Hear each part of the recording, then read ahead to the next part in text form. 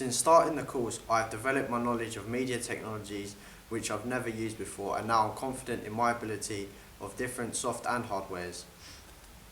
I have used many types of software from Photoshop from my magazine to Final Cut X for editing my videos I have created in my research, planning and evaluation.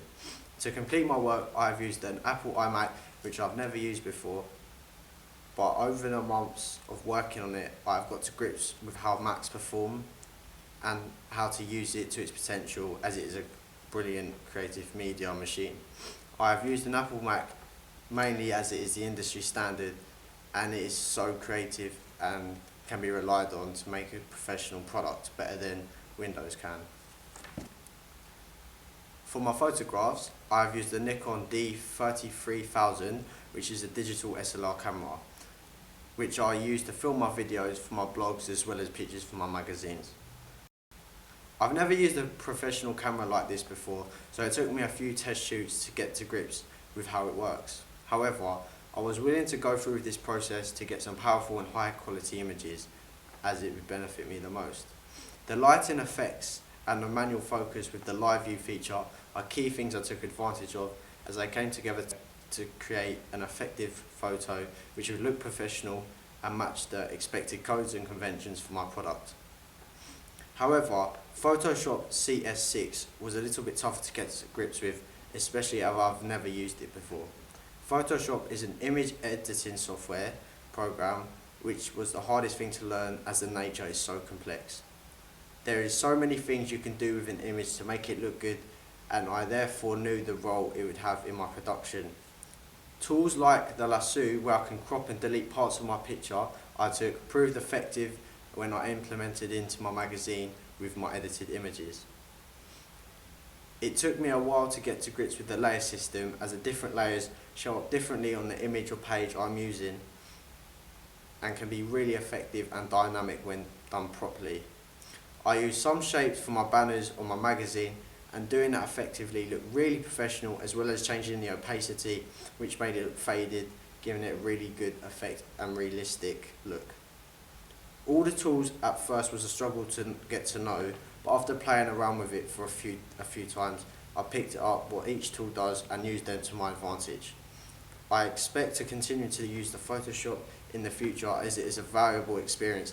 However, I would like to learn to use Adobe InDesign, as it too has a broader range of skills. I expect to continue to use Photoshop in the future, as it was a valuable experience. However, I would like to learn Adobe InDesign too, so I have a broader range of skills on multiple softwares.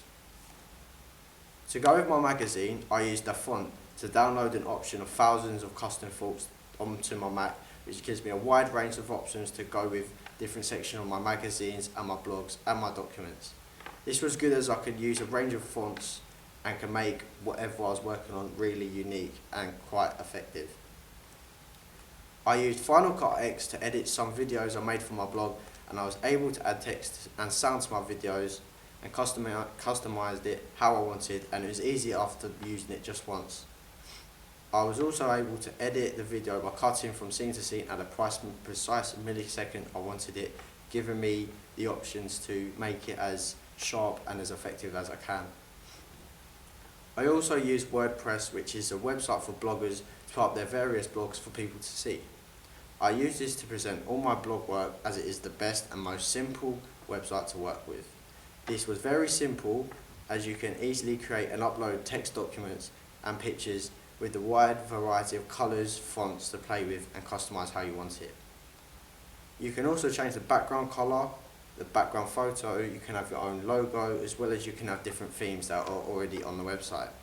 Finally, in my research and planning, I use Google Chrome over Safari, as it is more dynamic and I'm more used to it after years of working with it. It is easy to research and look at previous examples of music magazines, as well as downloading images along with multitasking tabs, so it is a dynamic experience and very quick to complete my tasks.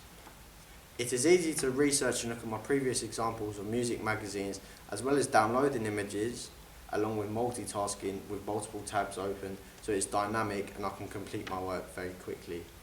Google Chrome was very fast with loading documents and images compared to Safari, which was an essential feature for me to complete my tasks with set deadlines.